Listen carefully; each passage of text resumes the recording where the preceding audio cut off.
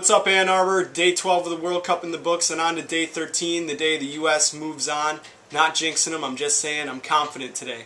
Alright, and as always, join with me, Pete Cunningham, is Bob Gross. We're going to wrap up these day 12 games so we can talk about the U.S. game a little bit.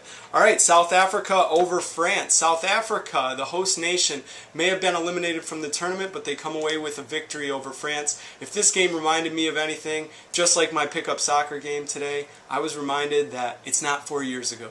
France looked nothing like the team we saw make it to the finals in 2006, just like I looked nothing like an okay player out on the soccer field. True story. Yeah, it was a real humanitarian effort on behalf of the French to just absolutely implode. They have a talented squad, and they just embarrass themselves out there.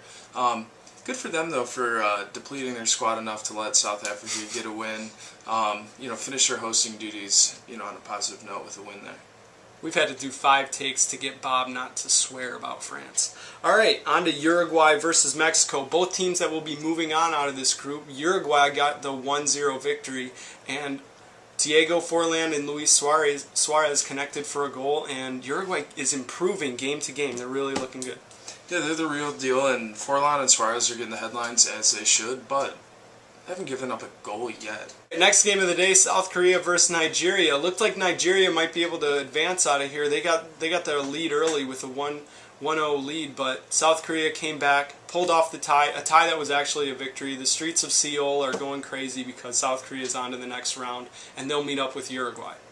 Yeah, I was sweating this one out for 2 reasons. One, I listened to it on the radio, which was absolutely a terrible experience. The second one was I was worried about losing all our big fans in Asia. Congrats on getting through to the second round, boys. Huge for ratings. Still number 2 over there. We're hoping to get that top spot. Alright, Argentina versus Greece. Argentina with the 2-0 victory over the Greeks, and they come out of this group number 1. They'll have a rematch with Mexico in the next round. I'm really looking forward to that match, and I really like what Diego Maradona did here. Even after they got a goal, and even after it was clear that they were moving on to the next round, he kept Messi and a few other key players in, let them keep their legs underneath them. Yeah, I kind of see the thinking behind this is the Greeks have a fantastic defense, even though they cannot score goals in this tournament. Let them get some burn against a pretty competitive side, or at least a good defense. Argentina's great, and they'll be interesting to see these knockout rounds. We'll get into true picks in a moment, but we need some analysis on the U.S. versus Algeria. I'm taking U.S. Obviously, you are too. You've taken them each time. But what do you think the keys are to the U.S. actually winning a game and moving on to the next round? My one key is the first 15 minutes, and I know that sounds cliche, and I know the U.S. can claw back if they happen to give up a goal, but, first 2 games, they've just given up a soft goal in the first 15 minutes, and it really screws up the rhythm of the game. Stay tough for those first 15 minutes. I think they should be in good shape. I actually have no confidence in the United States defense.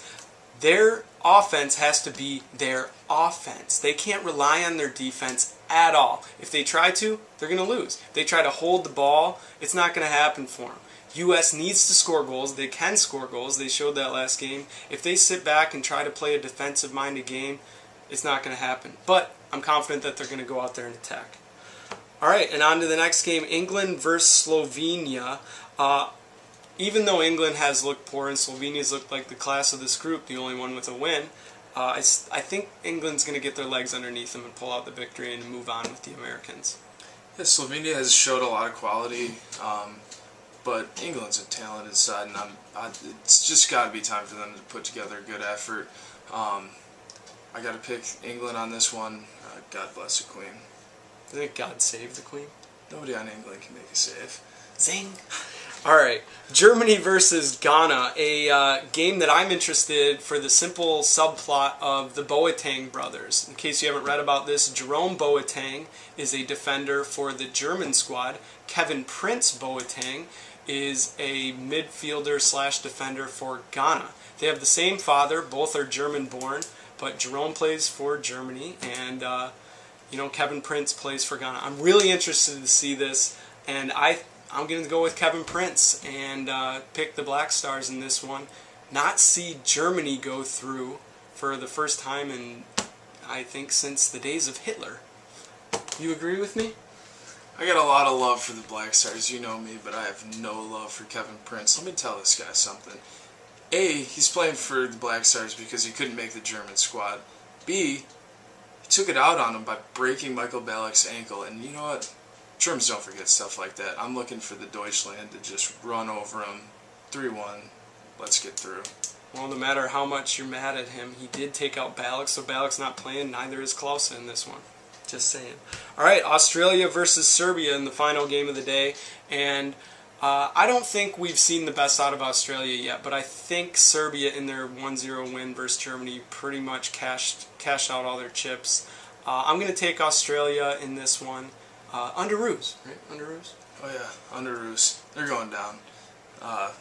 Bad name or not, I like Serbia in this game. Mail?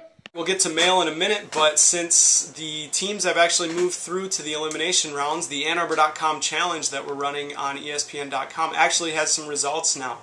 And I'm happy to report that yours truly is in a four-way tie for first place, along with B. Elliott, who we can't read his team name because he swore in it. Way to go, B. And Krista Palace and Mark, all in first place with 6 points. Bob, looks like you're in a 14-way tie for ninth. I know nothing. All right, time to get into a little bit of mail here. This one comes from longtime viewer, second-time emailer, Mike Schaefer. And he says that he's just pretty disappointed to see that one of the biggest stories so far in this World Cup is these French, can't say that word on air, dudes who have only scored one goal. And I have to agree with you. The World Cup's about building bridges, not burning them. Showed poor sportsmanship at the end of the South Africa game. Just didn't put it together. It's a talented side, and just let politics just destroy that. Last email of the day is in regards to our party tomorrow. Remember, it's 10 a.m. at the AnnArbor.com community space. We hope to see you all there. Kickoff is at 10, but you can show up at 9. We'll be there. This comes from Marshall Applewhite. In regards to the party, will beer be provided, or is it BYOB? Sorry, Marshall, no liquor license, so no dice. Yeah, the Irish couldn't make it into the World Cup, but they might make it into my coffee tomorrow morning. No comment. All right, as always, you can email us, contact me at petercunningham@annarbor.com. That's petercunningham@annarbor.com. As always, I'm Pete Cunningham. He's Bob Gross. Go US.